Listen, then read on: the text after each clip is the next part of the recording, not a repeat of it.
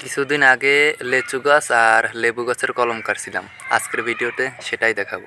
এই যে দেখেন লেবু গাছ, তো এটা শুধু কেটে ঢুকিয়ে দিছি। আর এটা ছিল লেচু গাছ, মরে শেষ, এই কলমটা হয় নাই। দয়া করে চ্যানেলটা সবাই একটু সাবস্ক্রাইব করে নেবেন।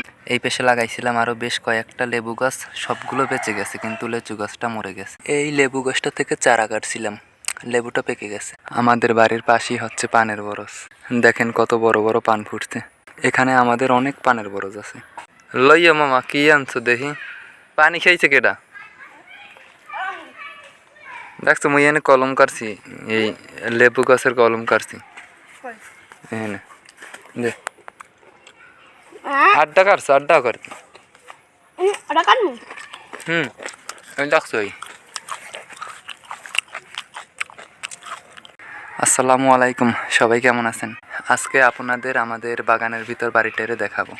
বাড়ির চারিপাশে হচ্ছে ফলের বাগান, আর ওই পাশটাতে পানের বরজ আছে। আমার ভাগ্নে আসছিল, অনেকগুলো কমলা খেয়ে ফেল, টক লাগে তার জন্য বেশি একটা আবার খায় নাই। এটা হচ্ছে বরিশাল জেলার উজিরপুর থানা। এই কমলার সাইজগুলো ওই কমলার থেকে অনেকটা বড়।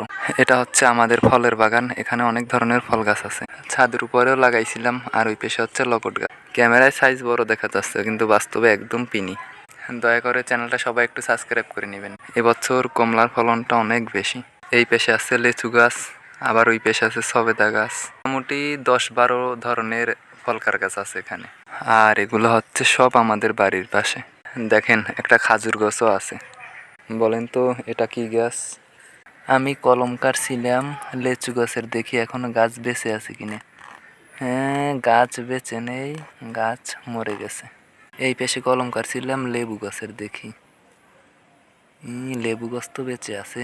লেবু গাছ হইবে, 100% হইবে লেবু গাছ। আবার লাগাইয়ে থুই। আর এই সেইটাও, এটা তো মনে হয় হইয়েই গেছে আল্লাহর নাম লইয়া। হচ্ছে সব চাইনিজ কমলা, এর ছোলা একদম পাতলা পাতলা। আকাশের চারা বাইরে গেছে, একদম নীল রং। ওই যে দেখেন কতগুলো হাঁস।